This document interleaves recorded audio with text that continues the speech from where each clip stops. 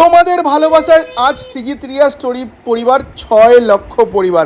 সেই জন্যই কিন্তু অসহায় দুস্থ গরিব মানুষ যারা স্টেশনে ঠিকঠাক করে খেতে পায় না, শুয়ে থাকে, তাদের হাতে খাবার তুলে দিলাম।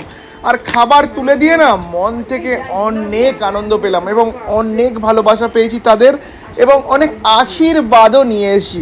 আর সত্যি কথা বলতে কি, আজ আমরা কিন্তু দিয়েছিলাম বাসন্তী পোলাও আর 2 পিস লাল লাল ঝাল ঝাল মাটন কষা।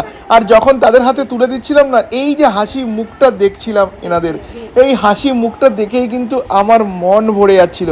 আর আমি এর আগে যে কদিনই প্রোগ্রামগুলো করেছি সবই কিন্তু দুপুরবেলার খাবার তুলে দিয়েছি। আজ কিন্তু আমি এনাদের খাবার রাতের খাবার তুলে দিলাম।